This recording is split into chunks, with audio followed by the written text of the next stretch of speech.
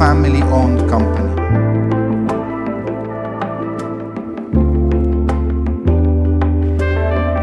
So let me introduce our guest here, bringing the heritage of Chopard business.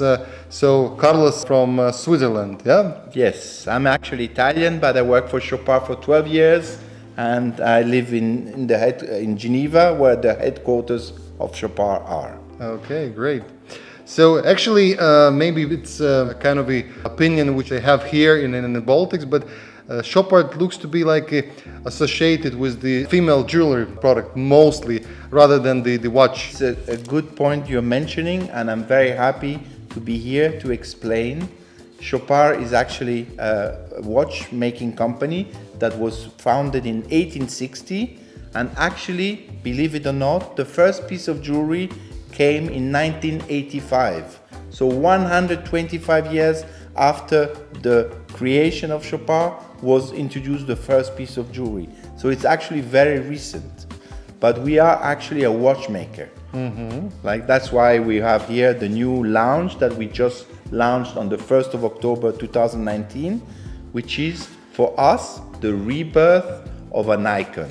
Because it's basically a first time in the watch industry that 3 generations, Chopard is a family-run company, that 3 generations of the same family have redesigned the watch that was created in 1980. For the first time, it was a breakthrough then. But in 2019, we have Mr. Karl Schäufele, the senior man, who is nowadays around 8 years old, his son, Mr. Karl Friedrich, in his 60s, and the son of Mr. Karl Friedrich, Karl Fritz, who is about 22. So the 3 of them decided to relaunch this product. And it's a very modern design. It has an incredible steel. Why incredible steel? Because it shines, it has a different shine than other steels, because we remelt it twice. So the purity of the steel is so pure that it makes it shine more. So as we know, this is the family business, and it comes with lots of traditions behind that. But the world is changing. There are lots of things influencing the trends, both for the jewelry and also for the watchmaking business. People love to have something more sporty, more lifestyle products. How do you see the Chopard being in this trend? Well, I am sure the young generation will certainly bring new ideas, new trends. In the end, I think that yes, you need innovation, yes, you need new trends, but you also need the backbone, which is the tradition.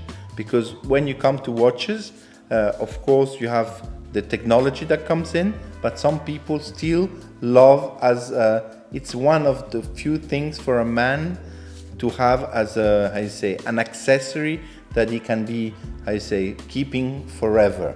And the watch has a long-lasting process which doesn't necessarily need to be new.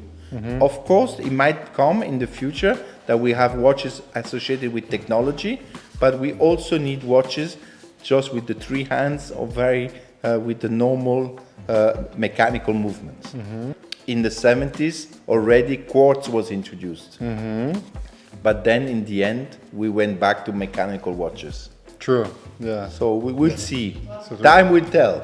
Coming back to traditions and the family connected business, as far as I know, each of the family members is bringing some kind of a passion, his own hobbies thing in the business.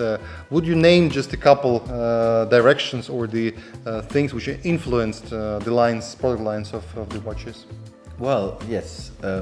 Let's say that first of all, in Chopard, you were right to mention about the jewelry. We have 2 souls. We have 2 co-presidents. It's a brother and a sister. Karl Friedrich is looking more after the men's product, and his sister Caroline looks after all the lady products. So we're talking about watches and jewelry for the lady product, and the brother is looking more for the men's watches. That's one idea.